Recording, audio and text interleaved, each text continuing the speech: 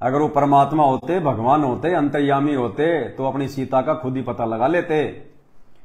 वो तो बलवान भी नहीं थे, वो तो ताकतवर भी नहीं थे, वो तो सर्वशक्तिमान कहते हो, वो तो शक्तिमान भी नहीं थे भाई। ये तो इतिहास जो है बन चुके हैं उनके। अरे इतने बड़े ताकतवर थे, इतने बड़े बलवान थे, तो बाली के सामने आमने सामने युद्ध करके दिखाता है?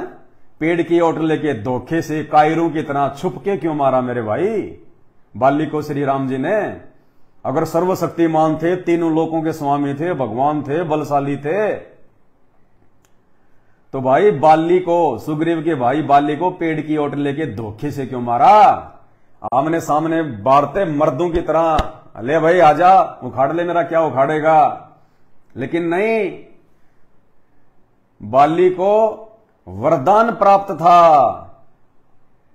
क्या वरदान प्राप्त था? कि बाली, तीनों लोकों में तेरे सामने यदि कोई आकर युद्ध करेगा, लड़ाई करेगा, तो वो जीत नहीं पाएगा। सामने वाले की आदि शक्ति बाली के अंदर आ जाती थी। अब बाली की तो खुद के अंदर ही भाई इतनी ज्यादा जो है शक्ति, और सामने वाले की भी आदि शक्ति जब बाली के अंदर आ जाएगी तो सामने वाला क्या, कुछ नहीं हो, तो उसको तो मूली की तरह उखाड़ के फेंक देगा वो। तो श्री रामचंद्र जी को अच्छे से पता था इस बात का कि बाली तुझे गाजर मूली की तरह उखाड़ के फेंक देगा, इसलिए धोखे से पेड़ की ओट लेके तीर से मारा। अब था भगवान, था सर्वशक्तिमान, था पहलवान, था बलवान, तो मारता बाली को आमने सामने आके, धोखे से क्यों मारा? तो फैल इतिहास बन चुके हैं ये, तो कोई जुठला नहीं सकता इनको। और इतना ही बड़ा बलवान था, सर्वशक्तिमान था, तो रावण को तो ऐसी कोई शक्ति प्राप्त नहीं थी कि रावण के सामने कोई युद्ध करेगा तो आदि शक्ति रावण में आ जाएगी। जाता अकेला रावण को मारने के लिए, क्यों बेचारे लाखों करोड़ों की सेना मरवा दी अपनी औरत के लिए। अरे रावण जब सीता को उठाने के लिए आया था तो सेना लेके आया था क्या? विचार करो इन बातों पे। तुम कहते हो हम सनातनी, हम हिंदू। रावण जब सीता को उठाने के लिए आया था तो रावण समुद्र पे कोई पुलिया बांध के आया था, या कोई लाखों की, कोई करोड़ों की कोई सेना लेके आया था राक्षसों की? अकेला आया था, अपने विमान से आया था, और अकेला ही श्रीमती सीता जी को उठा के ले गया। रावण वो तो भगवान भी नहीं था, वो तो कोई अवतार भी नहीं था, वो तो एक लंका देश का राजा था। अकेला आके लंका से बिना सेना के अकेला सीता को उठा के ले गया, लक्ष्मी को उठा के ले गया। और इधर जिसको तुम भगवान कहते हो, राम कहते हो, बलवान कहते हो, दुनिया चले ना श्री राम के बिना, राम जी चले ना हनुमान के बिना, फोकट में झूठी महिमा करते हो तुम, झूठी महिमा कि दुनिया चले ना श्री राम के बिना। वो सीता कैसे चली गई श्री राम के बिना रावण के साथ अकेली, बताइए? अरे सीता कैसे चली गई? और इतने बड़े बलवान थे तो रावण की तरह खुद भी अकेले जाते और सीता को रावण के नौलखा बाग से लेके आते, तब मानते कि श्री राम भगवान है, श्री राम परमात्मा है। ये तो इतिहास बन चुके हैं, इनको तो कोई झुठला नहीं सकता। फिर तुम भक्ति करते हो, जिसको ये नहीं पता मेरी सीता को कौन ले गया, जो अकेला जाके अपनी औरत को ला नहीं सकता, अपनी इज्जत रक्षा के लिए अपनी औरत की अग्नि परीक्षा ले रहा है, और उसके बाद में अश्वमेघ उसने यज्ञ किया जब सीता को उसने जंगल में निकाल दिया, और उसके दोनों पुत्रों ने, लव और कुश ने, वो घोड़ा पकड़ लिया अश्वमेघ वाला। अब जो घोड़ा पकड़ेगा फिर लड़ाई तो करनी पड़ती है। तो श्री रामचंद्र जी अपने पुत्रों से युद्ध करने के लिए चल पड़ा। अरे अंतर्यामी को यह भी नहीं पता था क्या कि सामने कौन है, तेरे बेटे हैं या कौन है, तेरा घोड़ा किसने पकड़ा, इस बात का भी नहीं पता था। अपने ही पुत्रों के खिलाफ हथियार उठा के चल पड़ा लड़ाई करने के लिए। वो तो अंतर्यामी भी नहीं था मेरे भाई, उनको तो यह भी नहीं पता कि मेरा घोड़ा किसने पकड़ लिया। फिर तुम भगवान कहते हो, परमात्मा कहते हो। इसीलिए तो दुनिया दुखी है, इसीलिए तो भगत दुखी हैं। वरना हिंदुस्तान का ऐसा कौन सा घर है जो राम की ना भक्ति करता हो, हनुमान की भक्ति ना करता हो, श्री कृष्ण की भक्ति ना करता हो। हिंदुस्तान के 90% हिंदू, और 90% छोड़िए, हिंदुस्तान में जितने भी हिंदू हैं सबके सब, चाहे वो किसी की भी पूजा करो, चाहे सांप की करो, चाहे पीपल की करो, चाहे किसी मंदिर की करो, चाहे किसी ब्रह्मा विष्णु महेश की करो, देवी देवताओं की करो, चाहे कोई व्रत करो, कुछ भी करो, हिंदुस्तान का प्रत्येक हिंदू भक्ति करता है। और उसके बाद भी देखो हॉस्पिटल भरे पड़े हिंदुस्तान में हिंदुओं से, हॉस्पिटल भरे पड़े हैं। क्यों भाई? भक्ति कौन से दिन के लिए कर रहे हो? अरे इन भगवानों की भक्ति क्या खेत में मतलब हल जोतने के लिए करते हैं क्या हम, कि भाई बैल की जगह हम इन भगवानों को काम में लेंगे? भक्ति कौन से दिन की जाती है? भक्ति जो है वो क्यों की जाती है? भक्ति इसलिए की जाती है कि हमारे घर में सुख शांति रहे, हमारे परिवार में सुख शांति रहे, हमारे बाल बच्चे ठीक ठाक रहें, हमारा जो शरीर है ये निरोगी रहे, किसी प्रकार का रोग ना हो, परमात्मा कोई दुर्घटना ना घटित हो, हमारा कारोबार ठीक ठाक चले, इसलिए भक्ति की जाती है।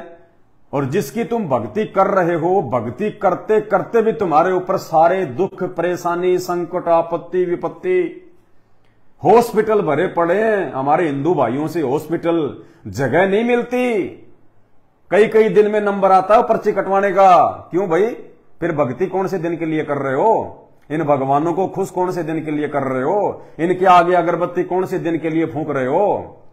कौन से दिन के लिए तुम इनकी पद यात्रा कर रहे हो? इनके लिए तुम ये झंडे ले लेके जाते हो, तुम पैदल यात्रा करते हो, कावड़ लेके आते हो, लपड़ लपड़ इतने किलोमीटर जाके राके, जब वो मुसीबत में तुम्हारे काम नहीं आते, फिर काहे का भगवान? वो तो स्वार्थी है, वो तो खाए जा रहा है, खाए जा रहा है, रिटर्न में कुछ दे ही नहीं रहा जब भगत पे कोई आपत्ति आ रही है। तो भाई कुछ विचार तो करो इन बातों पे यारो।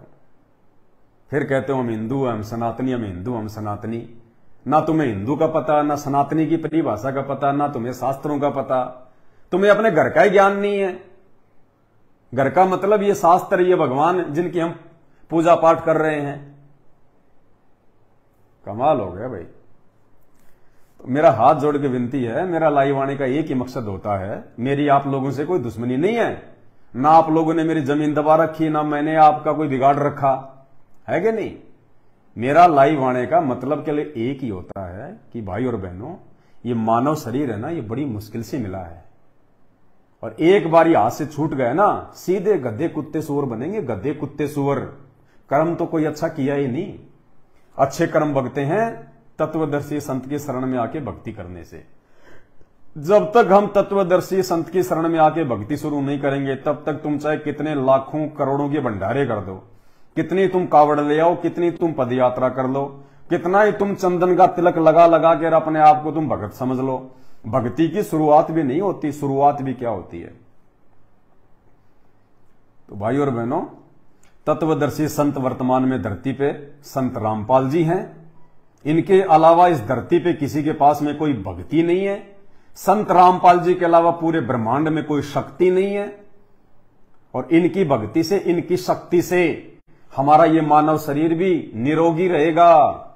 संत रामपाल जी के मर्यादित भगत को हॉस्पिटल जाने की जरूरत नहीं पड़ती, क्योंकि संत रामपाल जी के लिए, संत रामपाल जी के भक्तों के लिए, संत रामपाल जी से बढ़ के कोई डॉक्टर नहीं है, कोई वैद्य नहीं है।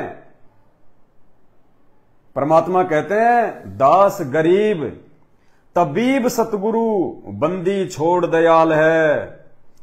संत रामपाल जी ने क्या कह रखा अपने भक्तों को? जब इस मार्ग में आओगे ना, तब पता चलेगा आपको।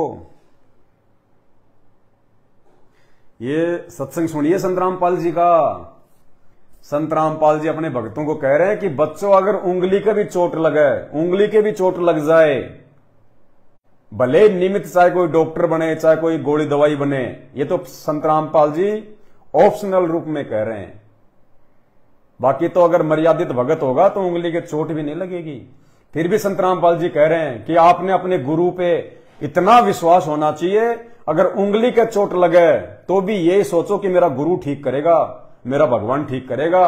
ये ना सोचना कि डॉक्टर ठीक कर देगा। गोली दवाई देते देते भी डॉक्टरों की रिएक्शन कर जाती है और रिएक्शन से मर जाते हैं। क्यों नहीं काम किया गोली दवाई ने? ये गोली दवाई कहां थी आज से पहले?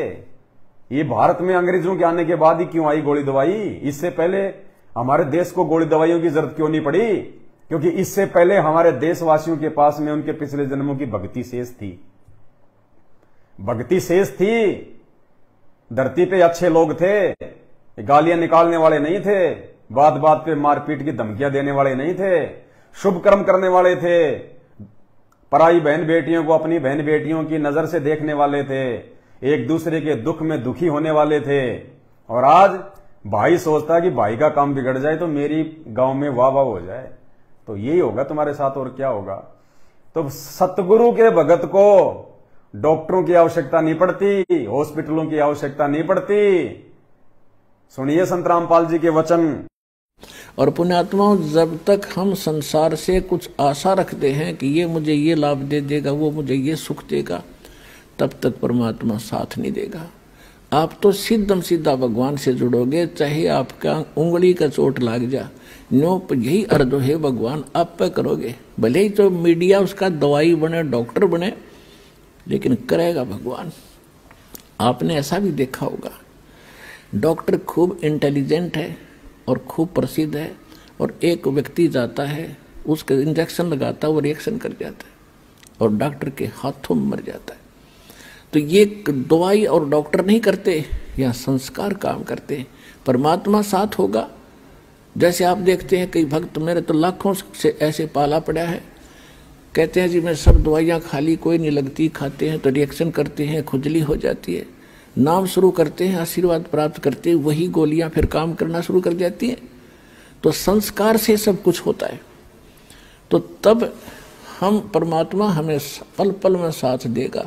छोटे से छोटा भी दुख और सुख आपको अनुभव करा देगा कि मेरे कारण दुख टला तेरा।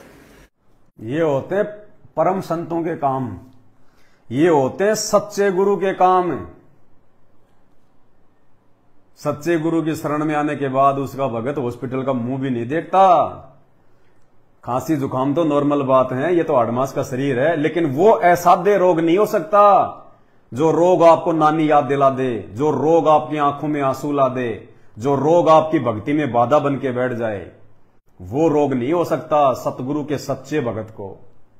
भगत तो बहुत होते हैं सतगुरु के, लेकिन वो नहीं जो उनकी मर्यादा तोड़ के सारे कुकर्म करे, उल्टे काम करे और नाम भी ले रखा है, वो नहीं।